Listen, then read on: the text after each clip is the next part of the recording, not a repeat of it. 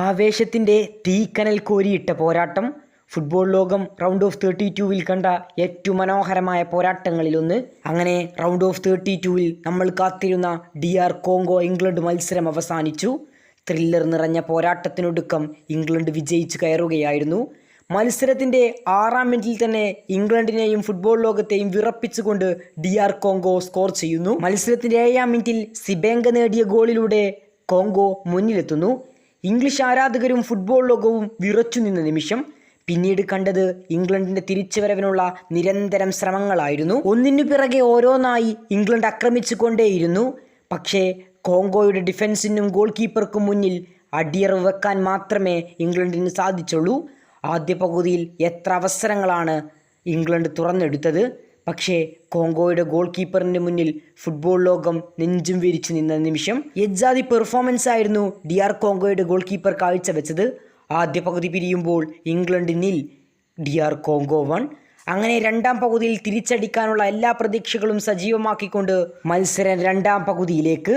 രണ്ടാം പകുതിയിൽ ഇംഗ്ലണ്ടിന് തിരിച്ചു വരണമായിരുന്നു. ഇംഗ്ലണ്ട് നിരന്തരം DR കോങ്കോയുടെ ബോക്സിലേക്ക് ആക്രമണങ്ങൾ പായിച്ചുകൊണ്ടേയിരുന്നു.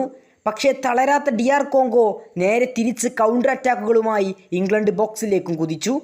ഗോൾ കീപ്പർ ഉൾപ്പെടെ ഇംഗ്ലണ്ടിൻ്റെ ഓരോ മുന്നേറ്റങ്ങൾക്കും ചുക്കാൻ പിടിക്കാൻ തുടങ്ങി. ഇംഗ്ലണ്ട് വേൾഡ് കപ്പിൽ നിന്ന് പുറത്തേക്കെന്ന് ടൈം ക്ലോക്ക് വരെ പറഞ്ഞു തുടങ്ങി. ടൈം ക്ലോക്കിൽ 74 മിനിറ്റ് ആകുമ്പോഴും ഇംഗ്ലണ്ട് 1 ഗോളിന് പിന്നിൽ. ഡ്രിങ്ക്സ് ബ്രേക്കിൻ്റെ സമയത്ത് പരിശീലകനായ തോമസ് തുഷാൽ നിർണായകമായ പ്ലാനിങ്ങോടെ ഫോർമേഷനിലും മാറ്റം വരുത്തുന്നു. എങ്ങനെ കളിക്കണമെന്ന് കൃത്യമായി താരങ്ങൾക്ക് ഉപദേശം നൽകുന്നു. പിന്നെ കണ്ടത് ഇംഗ്ലണ്ടിൻ്റെ തിരിച്ചുവരവാണ്. മത്സരത്തിൻ്റെ 76-ാം മിനിറ്റ് ഗോർഡൻ്റെ തകർപ്പൻ ക്രോസ് ഹെഡറിലൂടെ ഹാരി കെയ്ൻ വലയിലെത്തിക്കുന്നു. ഇതാ ഇംഗ്ലണ്ട് തിരിച്ചു വന്നിരിക്കുന്നു. തിങ്ങി നിറഞ്ഞ ഫുട്ബോൾ സ്റ്റേഡിയം പൊട്ടിത്തെറിച്ചു. പക്ഷേ അത്രയും നേരം പിടിച്ചു നിന്ന DR കോങ്കോ താരങ്ങളുടെ അത്രയും നേരത്തെ എഫേർട്ടായിരുന്നു അവിടെ ഇല്ലാതായത്.